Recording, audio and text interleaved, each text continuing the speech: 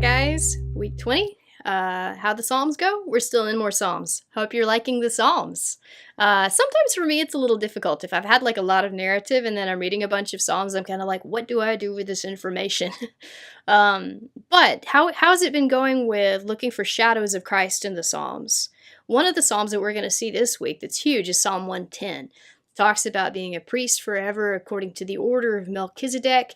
And then there's this part at the very end of it where it talks about him like drinking from a stream and refreshing himself from a stream. And I just wanted to hit on that really quickly. That's a psalm that you need to take notice of. That's pointing to Jesus, it's pointing back to Melchizedek. So you're going all the way back to Genesis 14 in this psalm, and then all the way forward to the gospel, and then all the way forward to Hebrews, because this is one of the things that so ties them together.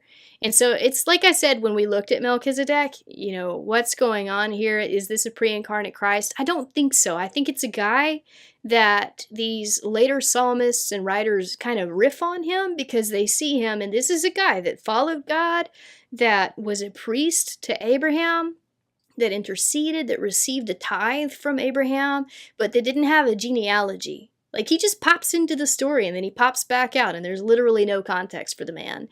And so they pick that up and they say, you're a priest forever according to the order of Melchizedek.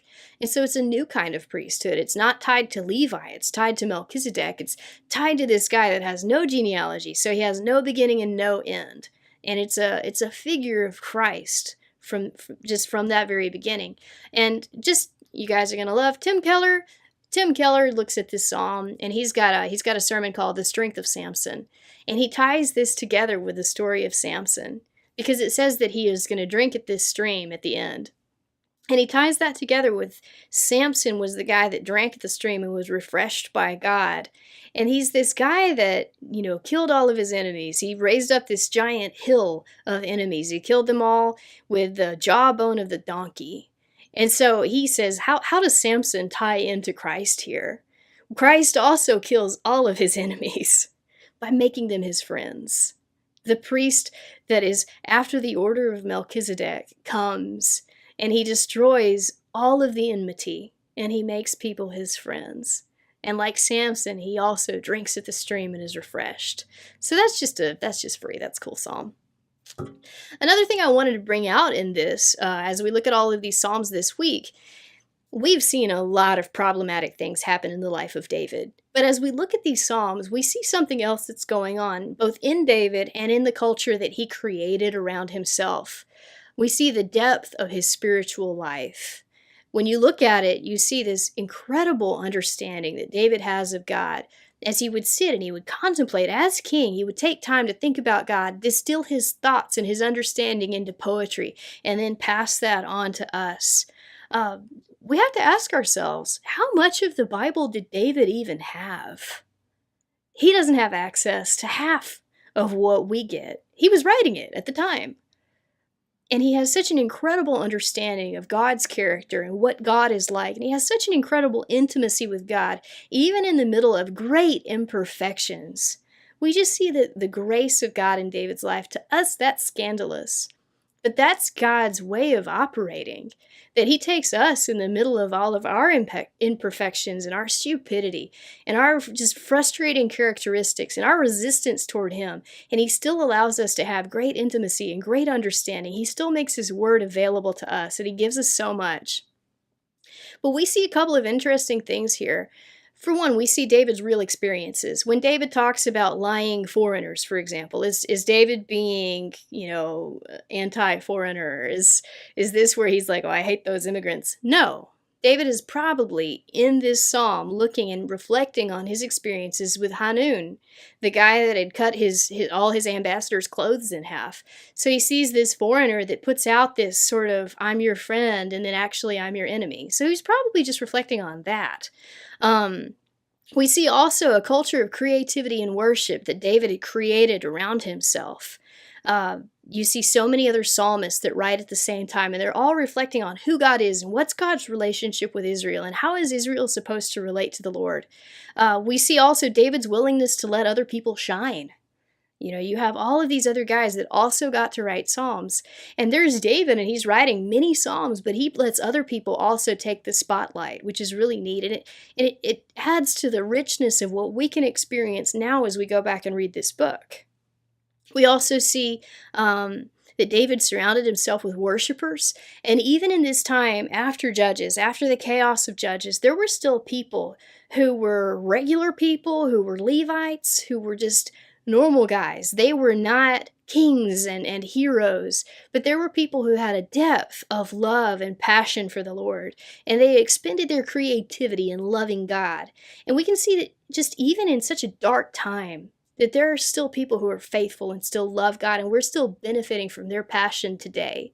So, what does that mean for us as people who are trying to love Jesus in a world we don't understand? Can the passion that we experience toward the Lord and our love for the Lord benefit future generations even in this time? Yes, that should give us hope. Another thing that we see is a culture of transparency before God. With David, with the way that he would just bare his soul and just walk naked in front of God in so many ways emotionally. And then you see Asaph, and he walks naked before God. He's Psalm 77 and talking about why would God just abandon Israel, and what are you doing, and I don't understand. And yet it was safe for him to say those things to the Lord and about the Lord, because David had helped to create this culture of transparency, which means a lot for us as the church as well. That we can set other people free to be transparent before the Lord by modeling that in our own lives.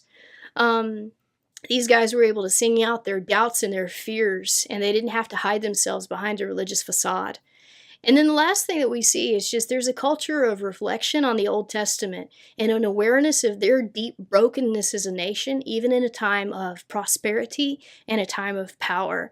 And so as they reflected on the Old Testament in like Psalm 79 and Psalm 80, they could see where they were as a nation. It centered them in their history, and it also made them think we're not what we should be. And so it just kept them continually looking to the Lord. So that's some stuff that we see from Psalms. I hope that's useful.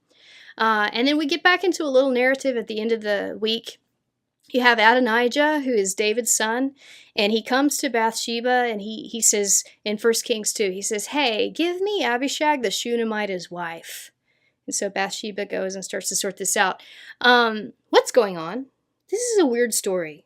One, they used a lady as like a bed warmer. That's a weird thing. I think that's interesting. David gets really old and he can't stay warm. And so they put this young virgin in his bed to keep him warm. One of the commentaries that I read, it just said that this is a proof of David's declining state because he never did have relations with her. And that was sort of a thing that David did. He doesn't do it. And then you have Adonijah coming and trying to take her as wife, and then that's such a huge threat. So what's going on?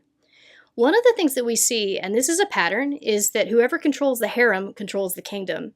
So when David became king, he inherited Saul's harem, and God brings that out in, I think, 2 Samuel 12, where he says, wasn't it enough that you already had all of this? I gave you his harem, and that wasn't enough for you?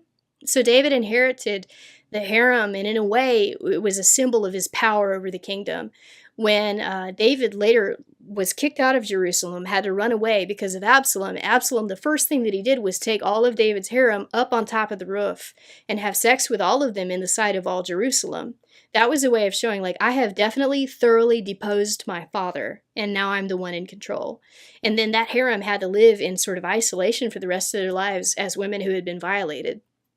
And so then you come into this and you have this woman who has not actually had sex with David, which is important because if Adonijah wanted to take her as wife, he couldn't do it according to the Torah. But she hasn't had sex with David, but so he tries to take her as his wife. And this is kind of symbolically taking over David's harem. And so what he's doing is he's threatening the throne, because if he gets a hold of the harem, then he gets in hold of the power. And so that's why they cut him off from that. And that's why that's such an obvious grasp for power for both Bathsheba and Solomon. And so just hope that helps. Kind of a weird story. And hope you enjoy this week.